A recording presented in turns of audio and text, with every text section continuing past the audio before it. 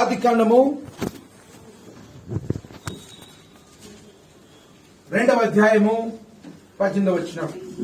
మరియు దేవుడైన యెహోవా, నరుడు ఒంటరిగా నుండుట మంచిది కాదు, వానికి సాటి అయిన సహాయమును వాని కొరకు చేయుదుననుకునేది. Praise the lord. అలాగే పేతురు రాసిన మొదటి పత్రిక 5వ అధ్యాయము 7వ వచనం. పేతురు రాసిన మొదటి పత్రిక 5వ అధ్యాయం 7వ వచనం. చూశారు కదా. ఆయన మిమ్మల్ని గురించి చింతించుచున్నాడు గనుక మీ చింత యావత్తు ఆయన మీద వేయుడి. ప్రార్థన చేసుకున్నాం. జీవాధిపతి గొప్ప దేవ, మా రక్షక, మీ ఘనమైన నామానికి వందనాలు, స్తోత్రం తండ్రి. ఈ సాయంకాల సమయంలో మేము ఇలా కలుసుకొని ఈ విధముగా కలిసి ఆరాధించుట, ఇదిగో తండ్రి మీ నామాన్ని గణపరచుట, మీ వాక్యాన్ని పఠించుట, ధ్యానించుట మీ చిత్తమైనదని మేము ప్రభువా తలంచుచున్నాం. మమ్మలను ఆ యొక్క భాగముగా ఉంచిన విధానం బట్టి మీకు స్తోత్రం తండ్రి. ప్రభువా, ఈ సాయంకాల సమయాన్ని దీవెనకరముగా మీరు ఏర్పరిచి మీరు మా కొరకునైన తండ్రి సిద్ధపరచబడిన ప్రతి ఒక్క కార్యక్రమాన్ని తొలగించి సమయంలో ప్రభువా మన దీవెనకరంగా చేయించినందుకు స్తోత్రములు నాయన. ఈ సాయంకాల సమయంలో మీరే దీవించండి ప్రభు. పాటల ద్వారా మీరు మహిమ పొంది ఉన్నారు ప్రభువా, మేము నమ్ముచున్నాము తండ్రి. పాటలను స్తుతులను మీరు అంగీకరించండి. ఈ యొక్క నాయన తండ్రి మరి సాక్ష్యాన్ని కూడా మీరు జ్ఞాపకం చేసుకున్నారు తండ్రి. నిజంగా తండ్రి నాయన, అనేకమైన శ్రమలు, అనేకమైన అనుభవాలు నాయన తండ్రి. ప్రభా, శ్రమ లేనిదే అనుభవం లేదు ప్రభు, అనుభవం లేనిదే సహవాసం లేదు నాయన. ప్రభు మీకు స్తోత్రము తండ్రి. అబ్రహామును కూడా నాయన తండ్రి అటువంటి అనుభవాలు, బైబిల్ గ్రంథంలో ఉన్న ప్రతి ఒక్కరిని అటువంటి అనుభవాలు మీరు తీసుకువెళ్ళినారు ప్రభువా. ఈ కాలపు ప్రవక్త ద్వారా మీరు చెప్పినారు తండ్రి, దేవుని యొద్దకు వచ్చు ప్రతి కుమారుడు కుమార్తె తప్పనిసరిగా ఆ యొక్క క్రమశిక్షణలోనికి తండ్రి వెళ్ళవలసినది, పరీక్షలోనికి వెళ్ళవలసినది చెప్పిన తండ్రి. ఎవరైతే పరీక్షను నాయన తండ్రి తృణీకరిస్తారో వారు దుర్భేజులై ఉన్నారు ప్రభువా. మేము దుర్భేజులైన కాకుండా తండ్రి నాయన తండ్రి మీకు పుట్టిన వారమై ఉన్నాము కాబట్టి ఇదిగో తండ్రి ఆ యొక్క శిక్షను, ఆ యొక్క నాయన తండ్రి శిక్షణను మేము అంగీకరించినట్లుగా సహాయం చేయండి ప్రభువా. ఈ సాయంకాల సమయంలో ఏ వాక్యం అయితే మీరు మాకు బోధించినారో మీ పరిశుద్ధాత్మ మాత్రమే ఇక్కడ నాయకత్వం వహించి మీరు మమ్మలను నడిపించమని, బలపరచమని, ధైర్యపరచమని ప్రభువా. యొక్క వాక్య పరిచయం ద్వారా మీరు మాత్రమే మహిమ, ఘనత, ప్రభావం పొందమని యేసుక్రీస్తు నామములో ప్రార్థించి వేడుకొంచున్నాము. ఆమేన్. Praise the lord. చూడండి,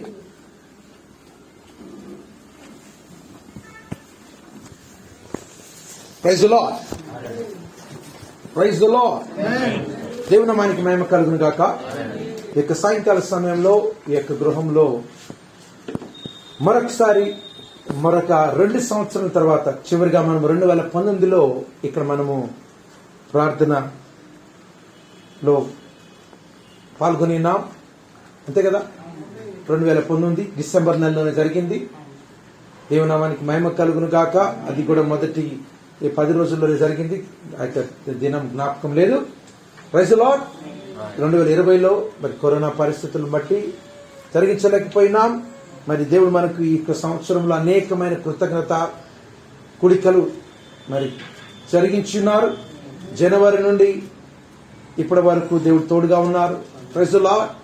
ఈ యొక్క డిసెంబర్ నెల ఈ యొక్క వారంలో మరొక కృతజ్ఞత కుడికను సహోదరు ఝాన్సీ సిస్టర్ మరి చాలా కాలం నుంచి అడిగారు, వారు ఏర్పరచుకున్నారు. దేవుడు వారిని దీవించును గాక. ఆమేన్. సాక్షి రూపంలో సహోదరుడు అజిత్ బదర్ కూడా తెలియజేశారు. సహోదరుని అలాగే సహోదరి నవ్యాన్ని దీవించును గాక. ఈరోజు మనం నేర్చుకోబోయే అంశము ఒంటరితనం. ఏంటండి? లోన్లీనెస్. లోన్లీనెస్, ఒంటరితనము అనే అంశం గురించి మనం నేర్చుకున్నాం. అంతేనా? నేను ప్రార్థన చేస్తున్నాను ప్రభువా, ఈ యొక్క దినం గురించి గత కొన్ని వారాల ముందే ఇద్దరు సహోదరులను అడిగాను, బ్రదర్ మీరు వాక్యం తీసుకోమని, కానీ నడిపింపు లేదన్నారు. మరి వారికి కాదన్నప్పుడు నేనే మరలా వాక్యం తీసుకోవడం జరుగుతుంది. ఏం చెప్పాలనుకున్నప్పుడు చాలా ఆలోచించాను, కనిపెట్టాలి. ఏం చెప్పాలనేది ఒక విషయం అయితే, ఆ యొక్క అంశం వచ్చిన తర్వాత దాని గురించి చెప్పడం ఇంకొక రకమైన, అంటే ఒక సేవకుడు ఎలా సిద్ధపడతాడనేది మీకు చెప్తున్నాను. ఏం చెప్పాలి, అంశం గురించి చెప్పడానికి ఎన్నో ఉంటాయి. అది కాదు, అది పరిశుద్ధాత్మ నడిపింపుతో. ఇది ఋతువునకు తగిన విధముగా, కాలమునకు తగిన విధముగా, పరిస్థితులకు తగిన విధముగా జరిగిస్తే మనం కొన్ని సాక్ష్యాలు విన్నాం పరిశుద్ధాత్మ గురించి చెప్పబడిన. దేవుడే వచ్చి నిరూపించాలి, ఇదిగో నీవు నా ఆత్మ ప్రకారం నువ్వు జరిగించినావు కాబట్టి ఇది నా ఆత్మ ప్రకారమని సాక్ష్యము ద్వారా దేవుడు నిరూపించగలడు. Praise the lord. అలాగే ఒంటరితనం అనేది సహోదరుడు సాక్ష్యం చెప్పారు. దాంట్లో చాలా విషయాలు మీరు చూసినప్పుడు ఈ 2 సంవత్సరాలు కూడా అతడు ఒంటరితనంలోనే ఉన్నాడు. భార్యను విడిచి, బంధువులను విడిచి దూరంగా ఉన్నాడు. అంతేనా? ఉన్నప్పుడు ఇక్కడ దీన్ని ఎలా ఎదుర్కొన్నాడు? ఏమో ఎలా ఎదుర్కొన్నాడంటే ఇందాక సాక్ష్యం చెప్పారు. అది కొద్దిగానే చెప్పడం మాత్రం చాలా సులువుగా ఉంటుంది. ప్రతి దినము వేరే దేశంలో పరిస్థితులు ఇక్కడలాగుండవు. ఆయనే వండుకోవాలి, ఇక్కడలాగా పరిస్థితులు ఉండవు. అక్కడ మన పనులు మనమే చేసుకోవాలి. చాలా కష్టంగా ఉంటుంది. అతనికి కొత్తగా ఉన్నది. మరి ఎలా ఎదుర్కొని ఉండవచ్చు? దేవుని యొక్క కృప. Praise the lord. సరే, ఈ ఒంటరితనం అనేది ఎలా ఉంటుందో, ఒకవేళ ఇక్కడ ఉన్న మీలో కొంతమందికి ఇటువంటి యొక్క పరిస్థితి వచ్చి ఉండవచ్చు, ఇటువంటి విధమైన ఉండవచ్చు, రాబోవచ్చు కూడా. కాబట్టి దాన్ని మనం ఎలా ఎదుర్కొన్నామో ఒకసారి మనం చూద్దాం. అసలు ఒంటరితనం అంటే ఏంటి? ఎవరైనా చెప్పగలరా? ఒంటరితనం అంటే పెళ్లిగారి వాళ్ళు ఒంటరితనం కాదు. దాని గురించి నేను మాట్లాడట్లేదు. ఎందుకంటే ఇక్కడ ఆదికాండంలో ఉన్న వాక్యం చదివినప్పుడు, ఏంటి బ్రదర్ ఇది పెళ్లి కాదు కదా, ఆ వాక్యం చదివారని చెప్పేసి మీరు అనుకోవచ్చు. అంతేనా? నరుడు ఒంటరిగా ఉండుట మంచిది కాదు. ఇక్కడ నేను చెప్పేది పెళ్లి కాని వాళ్ళ గురించి కాదు మాట్లాడేది. మరి ఎవరి గురించి మాట్లాడు అంటే ఏంటి? నీవు వ్యక్తుల మధ్య ఉన్నప్పటికీ, వివాహం అయినప్పటికీ, నీకు అనేకమైన బంధువులు ఉన్నప్పటికీ కూడా నీవు ఒంటరితనమును అనుభవించే విధంగా ఉంటుంది. ఒక విధంగా చెప్పాలంటే ఒంటరితనం అనే దానికి డెఫినిషన్, అర్థం ఎలా ఉంటుందంటే, పర్ఫెక్ట్ చూసినప్పుడు ఒంటరితనం అనేది మనలో ఉన్న ప్రాణం, ఇంగ్లీష్లో సోల్ అని ఉంటుంది. అది ఎప్పుడైతే దూరం చేయబడుతుందో, ఆ యొక్క ప్రాణము ఎప్పుడైతే ఆదరించబడదో, అప్పుడు మనిషి ఒక రకమైన ఒంటరితనాన్ని అతడు అనుభవించవలసి వస్తుంది. అక్కడ వెనకాల ఉన్నవారు ముందుకు రావచ్చు. కొంచెం స్థలం ఉంది, కొంచెం, ఎందుకంటే వెనకాల ఉంటే మీకు నిద్ర రావచ్చు. ముందుకు రావాలండి. ఇక్కడ ఒంటరితనం అనే దాని గురించి మనం క్లుప్తంగానే చెప్తాను, ఎక్కువగా లేదు. మనకు సమయం ప్రకారమే ముందుకు వెళ్దాం. దేవుడు మనకు సహాయం చేయనుగాక. ఈ యొక్క ఒంటరితనం గురించి మీకు అర్థం చేసుకోవాలంటే 3 సంవత్సరాల క్రితం, అనగా ఈ కరోనా వైరస్ రాకముందు అమెరికా దేశంలో 2018 సంవత్సరంలో ఒక సర్వే చేశారండి. ఏది? ఎవరి మధ్య? పెద్దవారు, అంటే యవనస్తులు కాదు, పెద్దవారు, అడల్ట్స్, పిల్లలు కాదు. అడల్ట్స్ అన్నప్పుడు 18, 21 కంటే ఇక పెద్దవాళ్ళని అడల్ట్స్ అంటారు, అంతే కదా. వాళ్ళని ఇంటర్వ్యూ చేశారు. ఏమని? అసలు ఏంటి మీ యొక్క సంబంధం ఎలా ఉన్నది, మానవ సంబంధం ఎలా ఉన్నది, మీరు ఎలా ఉన్నారు అని చేసినప్పుడు ఆ యొక్క సర్వేలో ఇక్కడ తేలింది ఏంటంటే వాళ్ళు చాలా ఒంటరితనం అనే ప్రధానమైన సమస్యతో వారు బాధపడుతున్నారు. ఏంటండి ఏం సమస్య? ఆర్థికమైనది కాదు, ఇంకా వేరే కాదు, ఒంటరితనం అనేది. ఇది ఎప్పుడు? కరోనా వైరస్ రాకమునుపు. కరోనా వైరస్ వచ్చిన తర్వాత చాలా ఘోరంగా ఉంది. ఏమే అంతేనా? చాలా ఘోరంగా ఉంది. అంటే ఈ యొక్క ఒంటరితనమే దాని గురించి మనం ఇక్కడ చూసినప్పుడు దీన్ని రకాలు ఉన్నాయి, 4 రకాలు ఉన్నాయి. ఆ రకాల గురించి మీకు చెప్తాను, దీన్ని జాగ్రత్తగా జ్ఞాపకం చేసుకోండి. Praise the Lord. ఒంటరితనం అనేది ఏంటంటే మనలో ఉన్న ప్రాణము ఏమవుతుందంటే అది ఆదరించబడినప్పుడు, దూరము చేయబడినప్పుడు కలిగే భావోద్విగమైన ఆ యొక్క అనుభవమే ఒంటరితనం. ఆమేన్. Praise the lord. దీని సైకాలజీ ప్రకారం సైకాలజిస్టులు దీన్ని ఏం పేరు పెడతారంటే మోనోఫోబియా అంటారు. ఏంటండి? మోనోఫోబియా అంటే వాళ్ళకి ఒంటరిగా ఉండడం చాలా భయం. ఒంటరిగా ఉండడం చాలా ఫియర్ ఆఫ్ బీయింగ్ అలోన్. అంటే ఒంటరిగా ఉండడం చాలా భయం. వీళ్ళకి ఎలా ఉంటుందంటే వీళ్ళకి ఎప్పుడు కూడా ఒకరిని విడిచిపెట్టి ఉండడం. మీరు వెళ్ళి హాస్పిటల్లో ఆ సైకాలజిస్ట్ని అడిగితే చెప్తారు మోనోఫోబియా. మనకు కూడా కొన్నిసార్లు అనిపిస్తాం ఎప్పుడు కూడా మనకి జనాలు ఉండాలి, ఎప్పుడు కూడా మనకి ఎవరొకరితో మనం సహవాసం కలిగి ఉండాలి. అది బంధువులు కావచ్చు, స్నేహితులు కావచ్చు, ఎవరైనా కావచ్చు. వారు ఎవరైతే ఉండలేరో, ఒంటరిగా ఎవరైతే ఉండలేరో వాళ్ళకి మోనోఫోబియా అనే ఒక రకమైన వ్యాధి, ఒక రకమైన బలహీనత వస్తుంది. దాని వైద్య శాస్త్రంలో పెట్టిన పేరు. అంటే వీళ్ళు బయటికి వెళ్ళాలన్నా సమస్య, ఒంటరిగా ప్రయాణం చేయాలన్నా సమస్య, జనాల్లోకి వెళ్ళలేరు. అంటే ఏంటిది? వీళ్ళకి ఎవరో ఒకరు ఉండాలి. ఎప్పుడైతే తమ ఆత్మీయులుగా ఉన్న వారికి వాళ్ళు కొంచెం దూరం వెళ్ళిపోతున్నారంటే వాళ్ళ ఆరోగ్యమైన అదో రకమైన అనారోగ్య సమస్య మొదలవుతుంది. అంతేనా? ఇది క్లుప్తంగా ఒంటరితనము అంటే. మరి యేసు ప్రభువు ఏం చెప్పారు? ఒంటరితనాన్ని చేయమన్నారా? అసలు ఆయన ఎప్పుడైనా ఒంటరిగా ఉన్నారా? ఒంటరిగా ఉన్న ఆయన ఏం చేశారు? ఆయన ఉద్దేశం ఎలా ఉన్నది? దాన్ని మనం చూద్దాం. Praise the lord. బైబిల్ గ్రంథంలో ఉన్న వచనాలు ఈ యొక్క ఒంటరితనాన్ని ఎలా, అంటే దేవుని ఉద్దేశం ఏంటి? ఒంటరిగా ఉండాలా వద్దా? ఉండాలా? లేదు. దేవుడు తన యొక్క ప్రణాళిక ప్రకారము ఎప్పుడు కూడా మనిషిని ఒంటరిగా ఉంచకూడదు. ఆమేన్. ఎందుకు తెలుసా? ఒంటరిగా ఉన్నప్పుడు దయ్యము వారిని వచ్చి ప్రభావితం చేస్తుంది. అందుకనే దేవుడు ఎప్పుడు కూడా సహవాసాన్ని ఇచ్చి ఉన్నాడు. దాన్నే మనం చదివాం ఆది కాండంలో. ఏమనుంటుందండి? 2:18 మరియు దేవుడైన యెహోవా నరుడు ఒంటరిగా ఉండుట మంచిది కాదు. చదవండి. వానికి సాటి అయిన సహాయమును వారి కొరకు చేయుదుననుకొనెను. చూసారా ఏం చేశారు? అంటే మనుష్యులు ఒకరు ఇంకొకరితో కలవటం అనేది, మాట్లాడటం అనేది అది సహజం.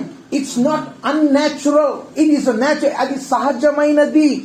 ఒక మనిషి ఇంకొక మనిషితో మాట్లాడాలి. అందుకని చూసారా, ఇంకెవరు చెప్పారు, కొత్త ఇంట్లోకి వెళ్ళాము అక్కడ ఎవరు మాట్లాడట్లేదు అన్నారు. చెప్పారా? ఎవరు చెప్పారు? కొత్త ఇంట్లో బాగానే ఉంది, కొత్త ఇంట్లో కాదు, ఇంట్లో బాగానే ఉంది కానీ పక్క వాళ్ళు మాట్లాడట్లేదు. అంతేనా? మాట్లాడేప్పుడు కూడా ప్రాబ్లం కదా. అది సాధారణ అనిపిస్తాను. నేను మాట్లాడు, అరే వాళ్ళు మాట్లాడకపోతే నీకేనంటే నాకు అర్థం. అంటే మానవులుగా ఉన్నప్పుడు పక్కన వాళ్ళు మాట్లాడాలి అని అనుకో, అది సహజం. కానీ ఆ యొక్క దానిని ఎలా మనం జయించాలనేది ప్రభు మనకు చెప్తుంది.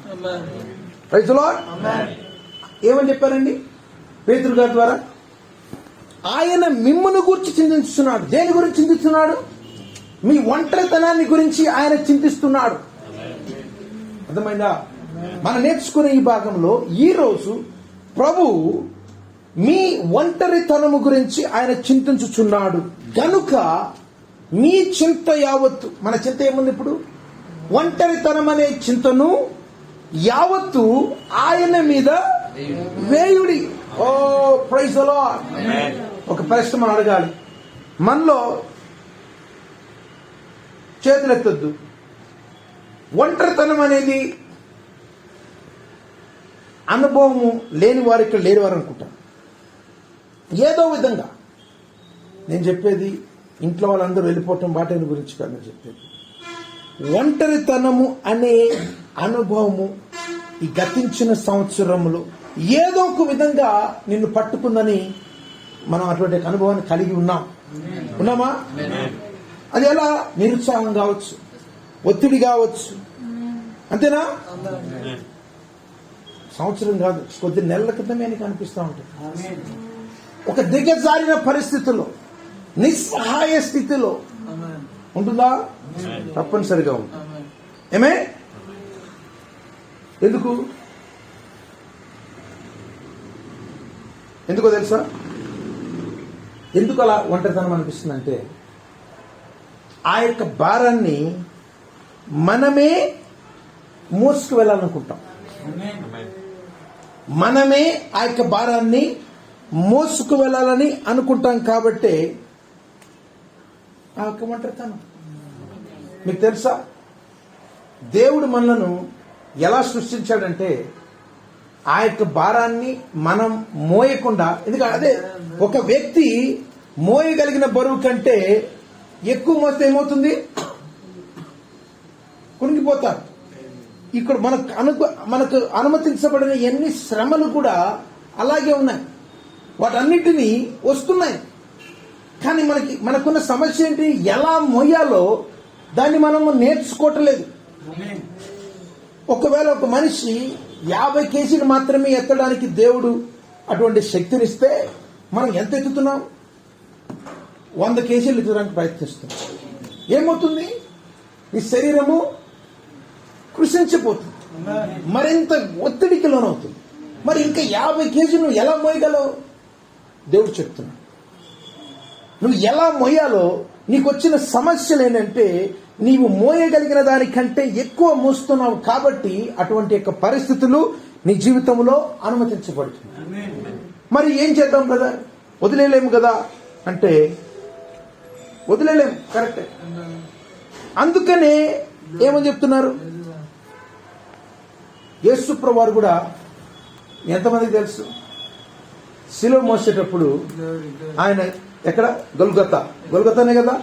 ఆ గొల్గొతాకి వెళ్ళినప్పుడు ఆయన శిలువ మోయలేని పరిస్థితి. ఒక అతను ఉన్నాడు, ఆయన పేరు ఎవరైనా కురియోనైనా సీమోన్, అంతేనా? సిమియన్ ఆఫ్ సైరీన్ అంటుంది ఇంగ్లీష్ లో, అంతేనా? ఆయన కొంత సహాయం చేసినట్టు ఉంటుందా? అంటే దేవుడు ఏం చెప్తున్నారు?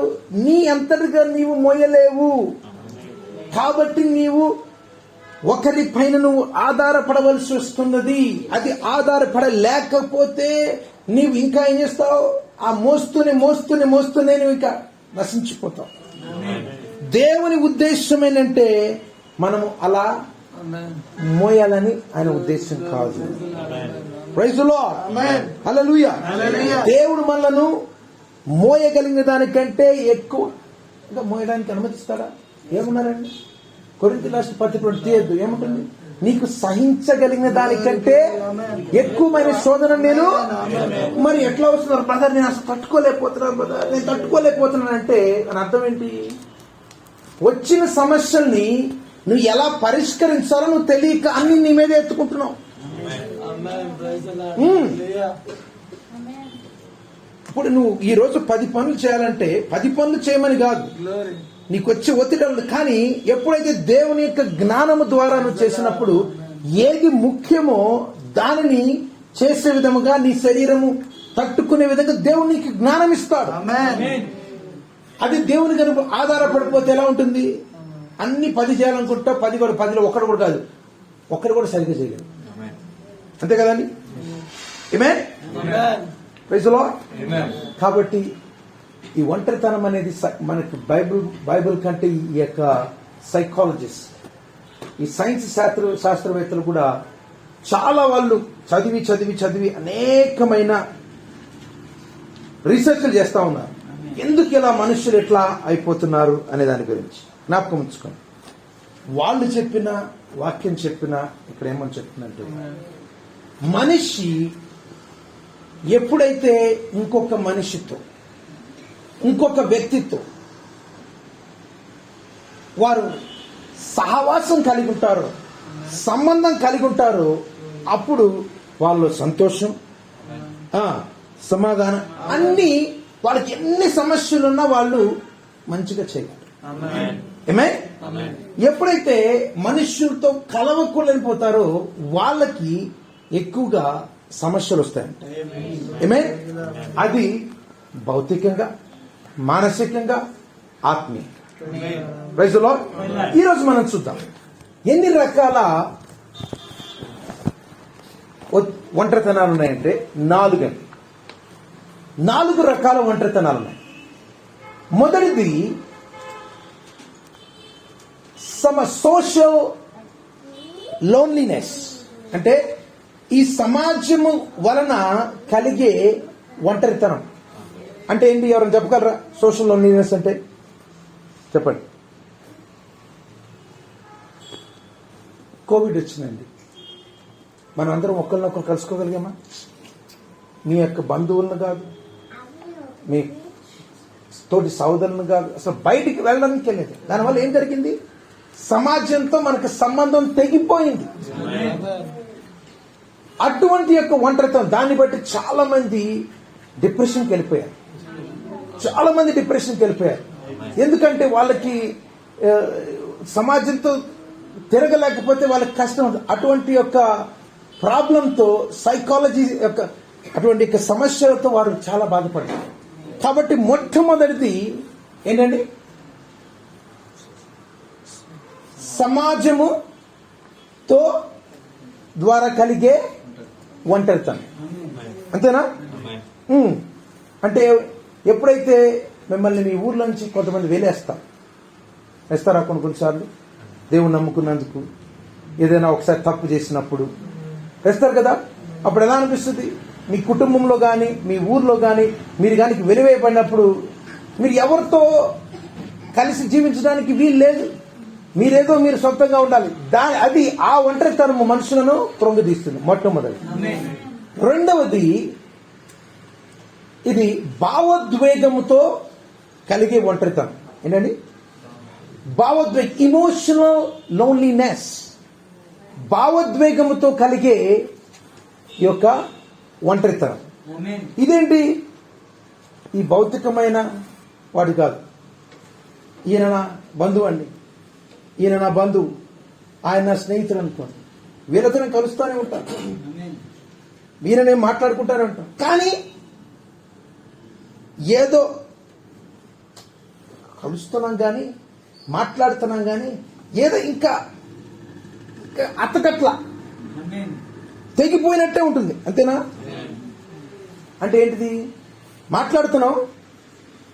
ఇప్పుడు మీరు ఉదాహరణ తీసుకుంటారు, మీకు మీ తమ్ముడికి సరిగా మాట్లాడతారా? మాట్లాడటం అంటే మాట్లాడుతూ ఉంటుంది, ఉండొచ్చు, కానీ సరైన అండర్స్టాండింగ్ ఉందా? లేదు. దాన్ని బట్టి అంటే ఏంటిది? కుటుంబాలలో కలవడానికి, ఫంక్షన్లకు బాగానే ఉంటుంది, కానీ మాటలు లేవు. మాటలంటే మాటలు ఉంటాయి, కానీ హలో అంటే హలో, ప్రైజ్ లార్డ్ అంటే ప్రైజ్ లార్డ్. అంటే ఏంటిది? ఆత్మీయంగా మాట్లాడలేని పరిస్థితి. అంతేనా? కలిసి ఏదో మొహం చూపిస్తాం. దాన్ని ఏమంటారంటే భావోద్వేగంతో కూడిన ఒంటరితనం. ఇది మనందరం చూస్తూ ఉంటాం చాలాసార్లు కుటుంబాలలో, కొన్నిసార్లు సంఘములు కూడా. మీకు అది అనిపిస్తూ ఉంటుంది, అరే ఏంటి వాళ్ళు నాకు ప్రైజ్ ద లార్డ్ చెప్పేది వేరండి, మనసులోంచి వచ్చే మాట వేరు. తెలుసా? Praise the Lord. నువ్వు ప్రైజ్ ద లార్డ్ నువ్వు ఎంత గట్టిగా చెప్పినా, మనస్సులో నుంచి వచ్చే చిన్నగా ప్రజలు చెప్పినా ఒకటే. అంటే చిన్నగా చెప్పేది మనసులో చేస్తే అది చాలా ముఖ్యం. నీకు అర్థమవుతుందంట.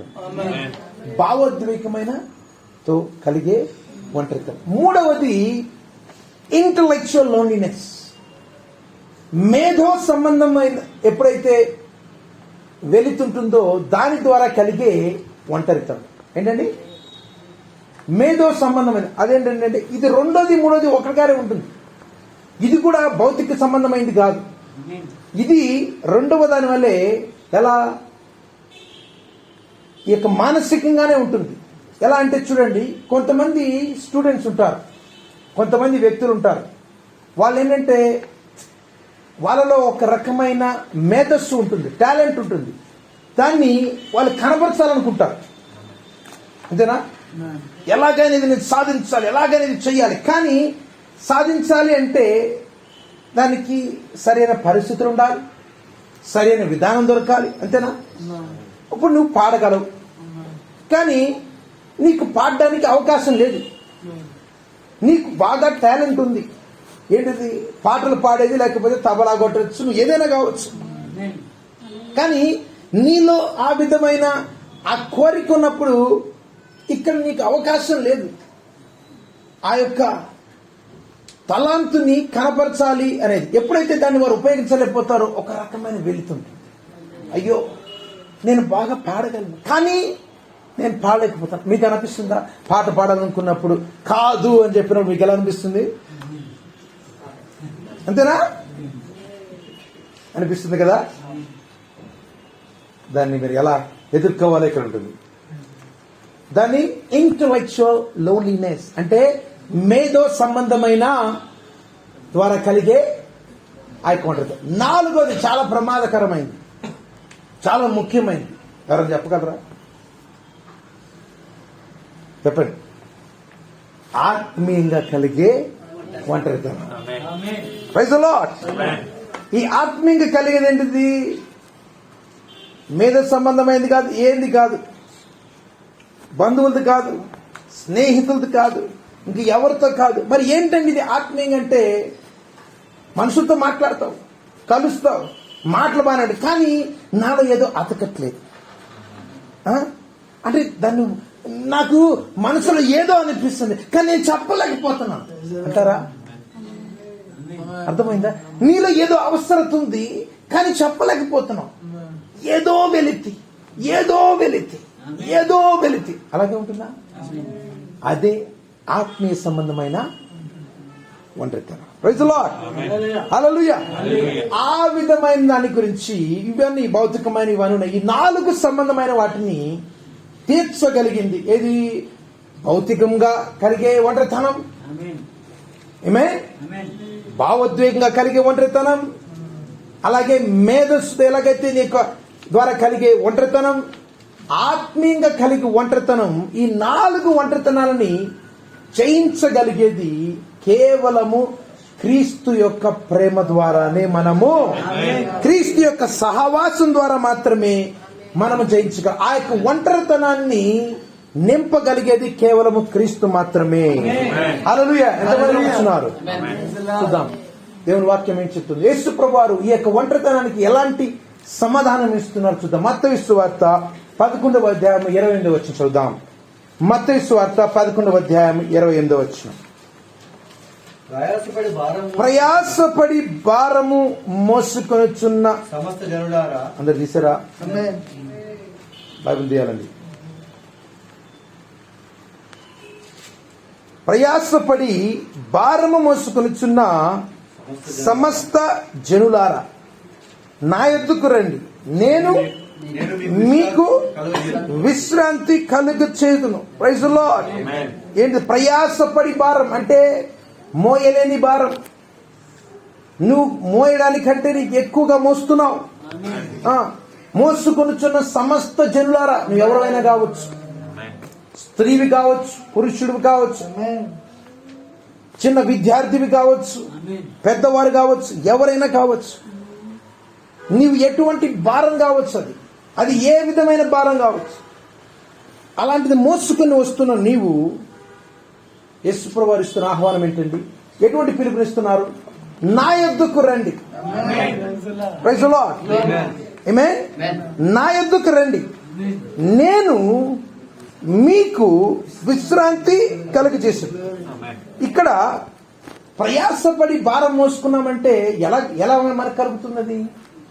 ఈ లోకంలో ఉన్న సమస్త విధమైన వాటిని, ఈ చింతలను ఎప్పుడైతే మనం పెట్టుకుంటామో అప్పుడు ఏమవుతుంది? మనలో ఒంటరితనం వస్తుంది. కొన్ని కోల్పోయే విధంగా డిస్కనెక్ట్, అంటే ఆ యొక్క వెలితి అనేది మనకుంటుంది. Praise the lord. కాబట్టి మన ప్రభువు మాత్రమే దాన్ని ఏం చేయగలరండి?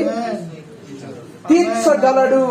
అందుకనే ఒక కుటుంబంలో ఒక వ్యక్తి చనిపోయినప్పుడు, వారి కుటుంబ సభ్యులు చనిపోయినప్పుడు ఆదరణ కలుగజేసేది ఆ కుటుంబ సభ్యుని యొక్క ఆ యొక్క స్థానాన్ని ఏంటండి పూర్తి చేయగలిగేది ఏ మనుష్యుడు చేయలేడండి.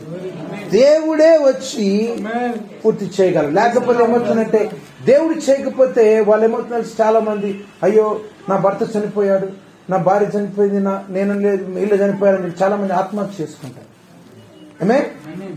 కానీ మన దేవుడు చెప్తాడు, నేను నీకు, ఎందుకంటే ఒకటి అనుమతించాడంటే మన దేవుడు ముందుగానే చెప్తాడు, అది నేను అనుమతించింది నేనే, కాబట్టి నేనే ఆ స్థానాన్ని పూరుస్తాను, నేను మాత్రమే పూర్తి చేయగలను అని అంటారు.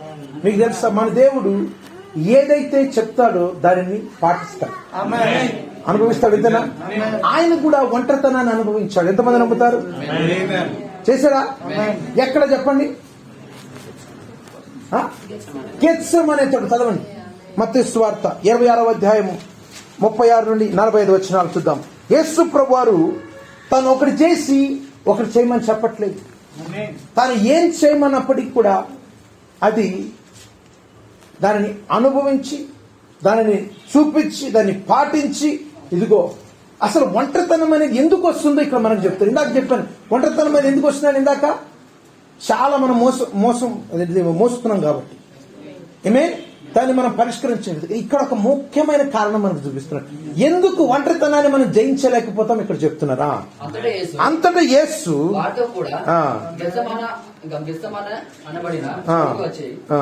నేను అక్కడికి వెళ్లి ప్రార్థన చేసి వచ్చే వరకు మీరు అక్కడ కూర్చుండని చెప్పి పేతురును జెబెదాయి ఇద్దరు కుమారులను వెంట పెట్టుకొని పోయి దుఃఖపడుటకును చింతక్రాంతుడవుటకును వదిలిపెట్టాను. అప్పుడు యేసు మరణమగునంతగా నా ప్రాణము బహు దుఃఖములో మునిగి ఉన్నది. మీరు ఇక్కడ నిలిచి నాతో కూడా మెలకుగా నుండని వారితో చెప్పి కొంత దూరం వెళ్లి సాగిలపడి, నా తండ్రి సాధ్యమైతే ఈ గిన్నె నా యుద్ధ నుండి తొలగిపోనేమో, అయినను నా ఇష్ట ప్రకారము కాదు నీ చిత్త ప్రకారమే కానిమ్మని ప్రార్థించును. ఆయన మరలా శిష్యుల యొద్దకు వచ్చి వారు నిద్రించును చూచి, ఒక గడియ అయిన నాతో కూడా మేలుకొని ఉండలేరా? మీరు శోధనలోనికి ప్రవేశించినట్లు మెలకువగా ఉండి ప్రార్థన చేయుడి. ఆమేన్. ఇక్కడ వాళ్ళు ఒంటరితనంలో ఉన్నారు. ఒంటరితనం అని జయించలేకపోవడానికి కారణం ఏంటి? వాళ్ళలో ప్రార్థన లేదు. అర్థమైందా?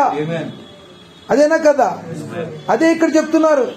ఇదిగో వారు నిద్రించుట చూచి ఒక గడి అయినను నాతో కూడా మేల్కొని ఉండలేరా? మీరు శోధనలోనికి ప్రవేశించుకున్నట్లు మెలకువగా ఉండి ప్రార్థన చేయడి. ఆత్మ సిద్ధమే గాని శరీరం బలహీనమని పేతురుతో చెప్పి మరలా 2 మారలి, తండ్రి నేను దీన్ని త్రాగితే గాని అది నా యొద్ద నుండి తొలగిపోవుట సాధ్యం కాని ఎడల నీ చిత్తమే సిద్ధించును గాక అని ప్రార్థించి తిరిగి వచ్చి వారు మరలా నిద్రించుచుండెను. ఏలయనగా వారి కన్నులు భారముగా నుండెను. మనం కూడా అనిపిస్తుందా? రోజంతా కష్టపడ్డాం బ్రదర్, అస్సలు ప్రార్థన చేయడానికి ఓపికే లేదు, అంతేనా? కాబట్టి శిష్యులు కూడా అట్లాగే ఉన్నారు. యేసు ప్రభువు ఏం చెప్తున్నారు? అప్పుడే ప్రార్థన చేయమని. ఆయన వారిని మరలా విడిచి వెళ్లి ఆ మాటనే చెబుతూ 3వ మారి ప్రార్థన చేస్తున్నాం. చూసారా? ఇక్కడ వారి ఒంటరితనమును జయించలేకపోవడానికి కారణం ఏంటండి?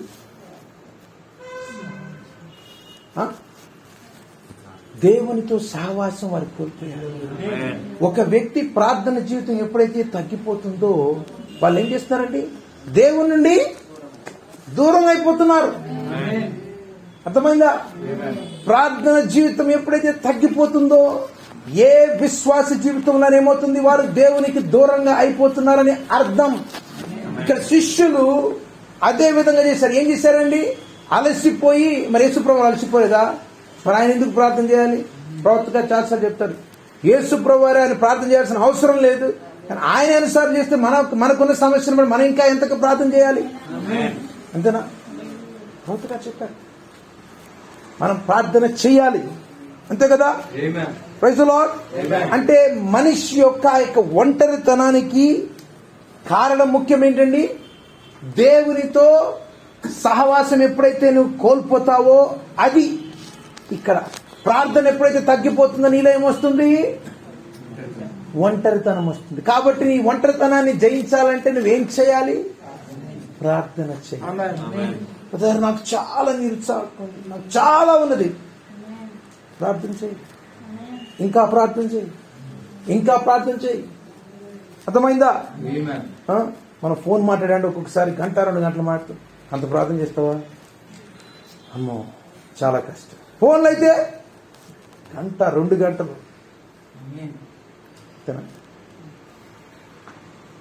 అర్థమైందా? ఏంటి కష్టంగా ఉందా? నిజమేనా? మన ఒంటరితనాన్ని జయించాలంటే, అంటే యేసుప్రభు వారికి తెలుసు మన ఒంటరితనాన్ని ఆయన అర్థం చేసుకోలేడా? కాబట్టే శిష్యులు చెప్తున్నారంటే మనకు కూడా అదే మాటలు ఆయన చెప్తున్నాడు. Praise the lord. హల్లెలూయా.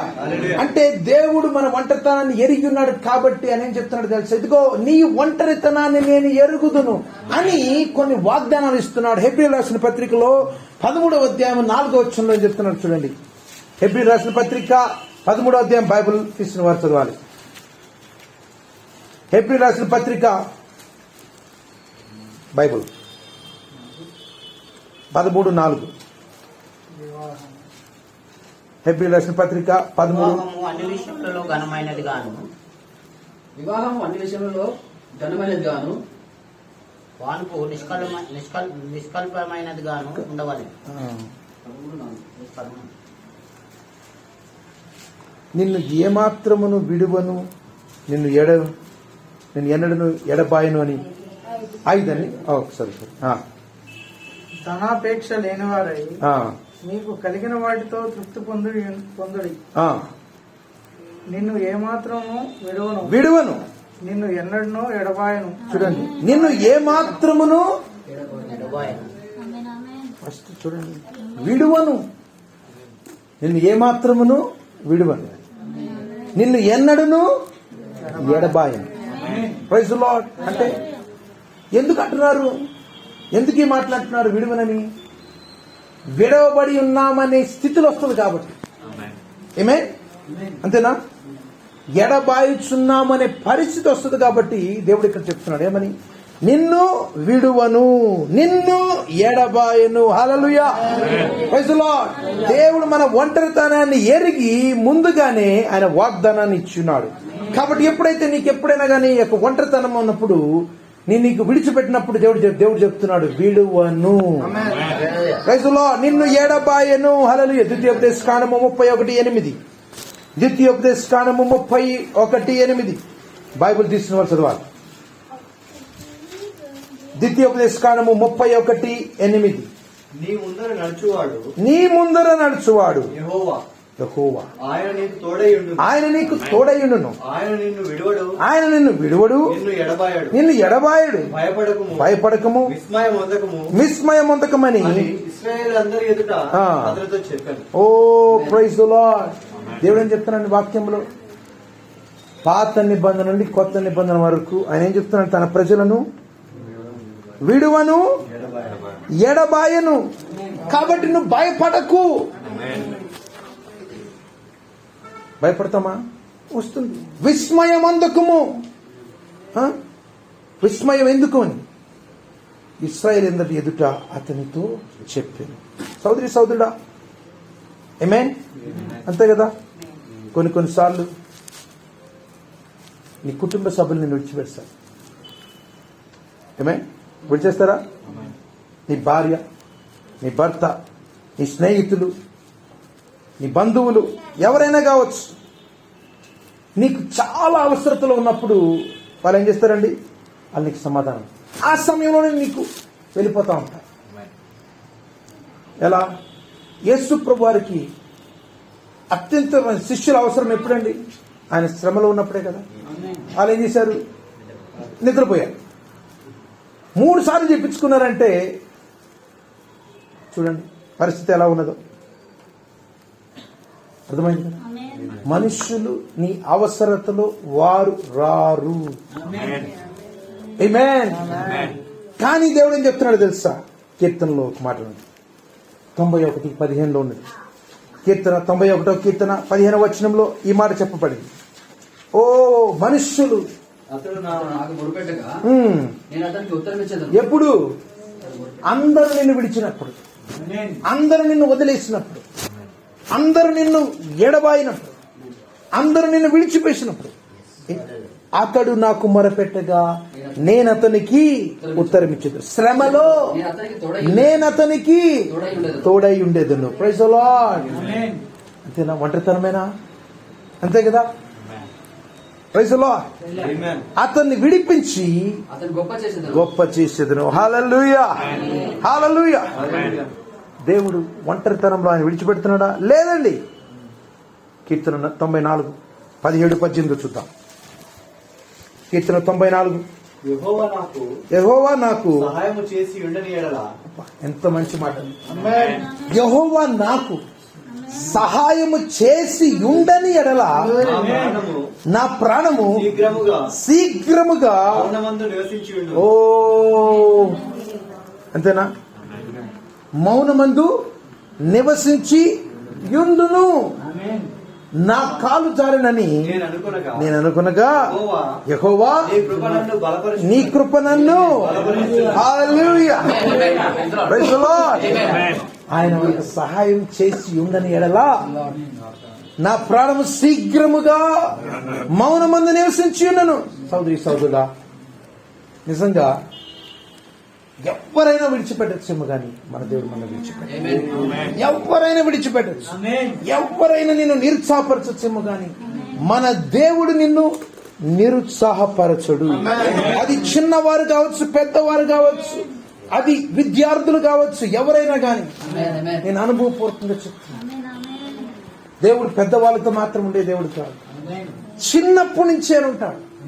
బాల్య దశ నుండే ఆయన నీకు తోడుగా ఉంటాడు. అది నీ ఎగ్జామ్స్ కావచ్చు, నీ యొక్క చదువులో కావచ్చు. ఆయన చెప్తున్నాడు, నేను నీకు తోడుగా ఉంటాను.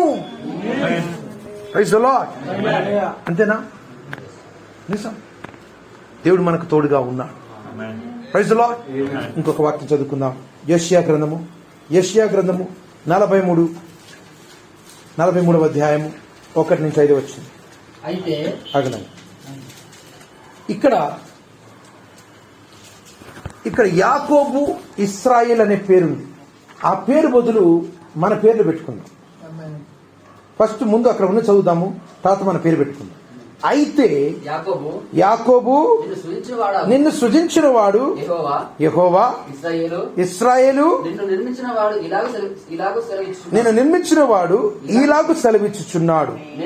ఆగాగండి. ఇప్పుడు ఆ యాకోబు ఇశ్రాయేలు బదులు నీ పేరు పెట్టుకోండి. చదువు అందరం కలిసి. అయితే నీ పేరు పెట్టుకోండి. మీ పేరుతో పెట్టుకుని చదివి ముందుకు వెళ్దాం. అయితే జాన్ వెస్లీ నిన్ను సృజించిన వాడు యెహోవా, జాన్ వెస్లీ నిన్ను నిర్మించిన వాడు ఈలాగు సెలవిచ్చుచున్నాడు, నేను నిన్ను విమోచించి ఉన్నాను, భయపడకము, పేరు పెట్టి నిన్ను పిలిచి ఉన్నాను. వెళ్ళునప్పుడు ఓ హల్లెలూయా నీవు నా సొత్తు. హల్లెలూయా. ఆమేన్. నీవు జలములలో దాటునప్పుడు నేను నీకు తోడైయున్నాను. నదులలో బడి వెళ్ళినప్పుడు అవి నీ మీద పొర్లి పారవు. ఓ హల్లెలూయా. నీవు అగ్ని మధ్యన నడుచున్నప్పుడు కాలిపోవు, జ్వాలలు నిన్ను కాల్చవు. హల్లెలూయా. యెహోవానగు నేను నీకు దేవుడను. ఆమేన్. ఇశ్రాయేలు పరిశుద్ధ దేవుడైన నేనే నిన్ను రక్షించువాడను. ఎప్పుడు చెప్తున్నారు? ఒంటరితనంలో చెప్తున్నాడు. రక్షించువాడను నేనే. నీ ప్రాణ రక్షణ క్రయముగా ఐగుప్తును ఇచ్చున్నాను, నీకు బదులుగా కూషును సెబాను ఇచ్చున్నాను. నీవు నా దృష్టికి ప్రియుడై అందునందున కరుడవైతివి. నేను నిన్ను ప్రేమించుచున్నాను గనుక నీకు ప్రతిగా మనుషులను అప్పగించుచున్నాను, నీ ప్రాణములకు ప్రతిగా జనములను అప్పగించుచున్నాను. భయపడకము, నేను నీకు తోడై ఉన్నాను. తూర్పు నుండి నీకు సంతానమును తెప్పించేదను, పడమర నుండి నిన్ను సమకూర్చి రప్పించేదను. హల్లెలూయా, హల్లెలూయా. చూడండి, ఆమేన్. హల్లెలూయా. నువ్వు కుడికి భయపడాల్సిన అవసరం లేదు, ఎడమకి భయపడాల్సిన అవసరం లేదు. ఆమేన్. ఉత్తరానికి, దక్షిణానికి, తూర్పుకి, ఎక్కడికి కూడా ఏ దిక్కును వెళ్ళినప్పటికీ కూడా నీవు భయపడాల్సిన అవసరము, ఆయన మనకు తోడై ఉన్నాడు. సోదరి సోదరుడా, దేవుడు మనకు చెప్తున్నాడు, నీవు ఒంటరి వాడవు కావు, నీ ఒంటరి దానవు కావు, ఒంటరి వ్యక్తివి కావు. ఆయన నీకు తోడై ఉన్నాడు. తీయద్దు, నేను చదువుతాను. ఇర్మియా గ్రంథంలో ఉంటుంది 29:11 ఉంటుంది. నేను చదువుతాను, మీరు తీయద్దు. నేను మిమ్మల్ని గూర్చి ఉద్దేశించిన సంగతులు నేను ఎరుగుతున్నాను. మిమ్మల్ని గూర్చి ఉద్దేశించిన సంగతులు అంటే అది ఒంటరితనం కూడా కావచ్చు. రాబో కాలమందు మీకు నిరీక్షణ కలిగినట్లుగా అవి సమాధానకరమైన ఉద్దేశములే గాని హానికరమైనవి కావు. ఇదే యెహోవా వాక్కు. అంటే దేవుడు ఎప్పుడు కూడా తన ప్రజలను సహవాసం లేకుండా ఆయన ఎప్పుడు ఉంచలేదండి. సమాధానం లేకుండా ఆయన ఉంచలేదు. అది ఆయన ఉద్దేశము కాదు.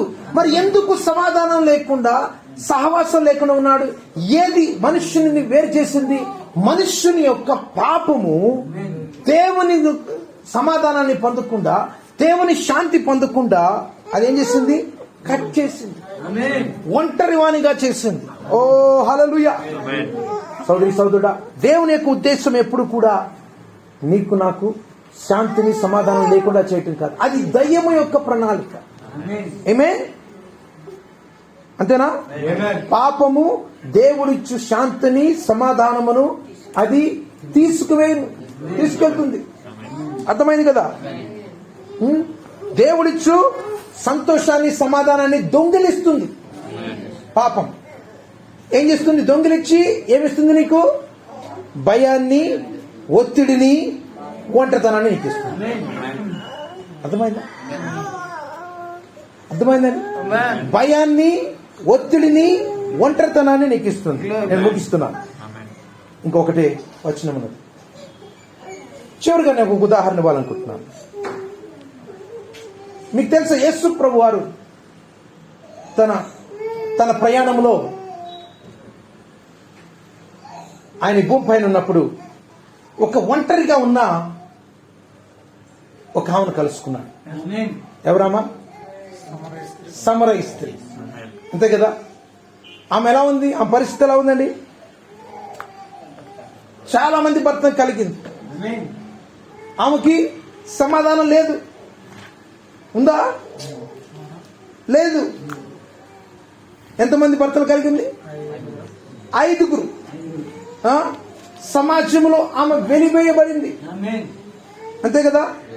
అటువంటి వ్యక్తిని, ఒంటరిగా ఉన్న వ్యక్తిని యేసు ప్రభు వచ్చి ఆయన దర్శించున్నాడు. హల్లెలూయా, ఆమేన్. ఆ ఒంటరితనాన్ని దేవుడు ఒక్కరు మాత్రమే దాన్ని తీర్చగలరని, దాన్ని నింపగలరని ఆయన ఇక్కడ తను పరిచయం చేసుకున్నాడు. మీ అందరికీ తెలుసు. ఆమె ఎక్కడ కనపడింది? బావి దగ్గర కనపడింది. ఆమేన్. ఆమెతో మాట్లాడడం ప్రారంభించాడు. మాట్లాడుతున్నప్పుడు ఏమైంది? ఆమెలో ఉన్న ఆ యొక్క వెలితిని ఆయన బయటికి తీశాడు. ఎప్పుడైతే యేసు ప్రభు వారు ఆమెలో ఉన్న యొక్క దాహాన్ని, ఎప్పుడైతే ఆమెలో ఉన్న అవసరతను ఎప్పుడైతే నింపగలిగాడో ఏమైపోయింది? ఆమెలో చెప్పలేనంత సంతోషం వచ్చింది. ఆమె ఏం చెప్పిందండి? ఆమె వెళ్ళి ఇంకా పట్టలేకుండా అందరితో వెళ్ళి చెప్పింది. ఏమని చెప్పింది? ఇదిగో రండి, నాకు ఒక ఆయన కొన్ని విషయాలు చెప్పాడు. ఈయన క్రీస్తు కాడా? ఏమని చెప్పింది? మీరు వచ్చి నేను చేసినవన్నీ నాతో చెప్పిన మనుష్యుణ్ణి చూడండి.